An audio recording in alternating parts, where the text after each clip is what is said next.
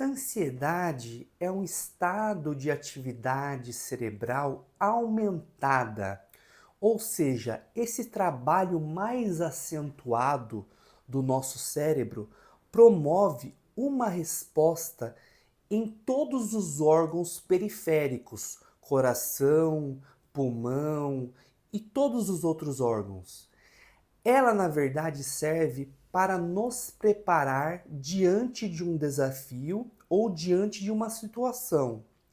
Então, nesse sentido, podemos entender que a ansiedade pode ser patológica, ou seja, um quadro patológico, onde indivíduos nesse estado, nessa condição, identificam de maneira anormal certas ameaças no ambiente ou certas contingências internas que dá uma resposta acentuada, principalmente do sistema nervoso simpático, que é a liberação mais extrema de adrenalina, ou o quadro de ansiedade vem para nos preparar e pode ser considerado um quadro normal. Por exemplo, um concurseiro que vai fazer a prova num prazo de uma semana. Nessa semana final em que ele está se preparando, a ansiedade vem num objetivo de permitir com que essa preparação se estabeleça de maneira mais afinca. Ou seja, a ansiedade serve para ele utilizar essa energia e se preparar mais para a prova. Ou nós podemos nos deparar diante de uma situação em que vamos enfrentar um desafio específico e que essa ansiedade é importante, ou seja, a ansiedade em patamares normais, ela é muito importante para a nossa preparação e para condicionarmos essa energia diante dessa condição específica.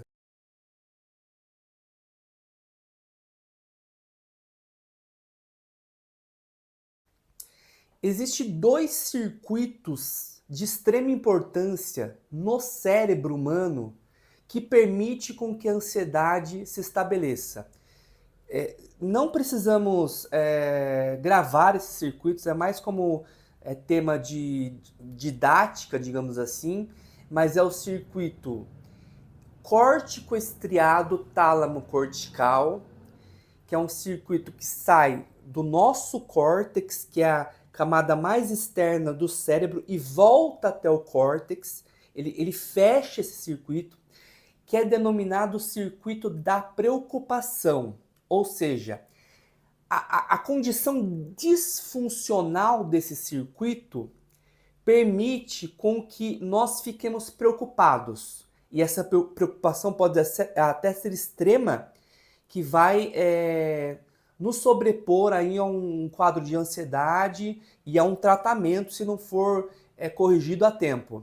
E existe outro circuito, que é o circuito da amígdala, que ela é uma amêndoa, uma estrutura no cérebro, que é como se fosse uma amêndoa. Ela vai fazer conexões com outras regiões do cérebro, principalmente com o córtex pré-frontal, que é a nossa região da frente do cérebro. E essa amígdala, ela com essas conexões, ela vai permitir o quê? Se o medo deve ser uma situação normal, ou vamos dizer assim, uma situação que deve ser fixada no nosso psicológico ou não. Como esse circuito da amígdala vai se encontrar disfuncional também e desregulado, esse medo vai acontecer o tempo todo. Ou seja, no quadro da ansiedade, mesmo se não tiver ameaças no ambiente ou ameaças que a pessoa identifique de fato, esse medo vai acontecer. Por isso que nesses dois circuitos, volto a falar, ocorrem principalmente um quadro de medo extremo e de preocupação extrema. Isso daí vai favorecer uma condição patológica da ansiedade.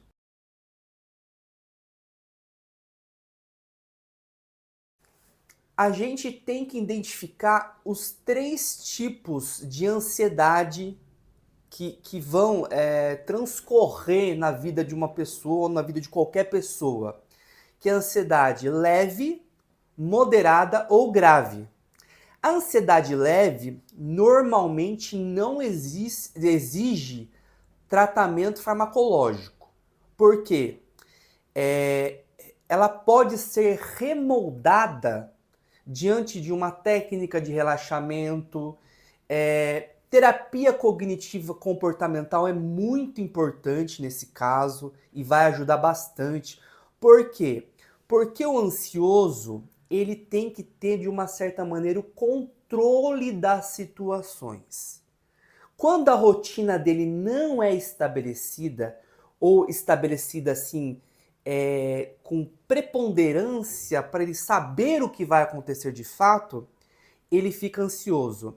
Então a terapia cognitivo-comportamental, o terapeuta vai fazer com que o indivíduo, o ansioso, consiga ao máximo ter uma rotina bem estabelecida, consiga prever praticamente o que vai acontecer.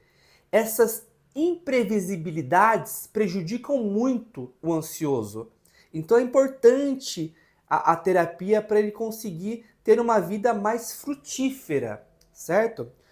Os quadros moderados e mais acentuados, que são os graves, aí não tem como fazer o tratamento só com terapia. Por quê? Porque exige, de certa maneira, uma resposta farmacológica na situação. E assim, o tratamento farmacológico ele vai ser de suma importância, porque como a atividade cerebral vai estar acentuada, vai estar com mais preponderância, normalmente se dá um antidepressivo que aumenta os níveis de serotonina no cérebro, e esses níveis aumentados de serotonina vão sobrepor uma resposta para acalmar esses circuitos que eu falei, que é os circuitos córtico-estriado tálamo cortical e da amígdala.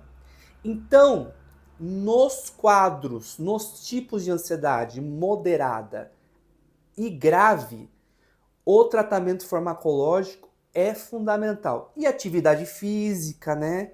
Que é muito importante, porque a liberação de endorfinas, a atividade física vai favorecer um equilíbrio de neurotransmissores no cérebro, que tem uma resposta muito favorável para o corpo, né? Tudo aquilo que vai condicionar a pessoa a um bem-estar, isso é viável.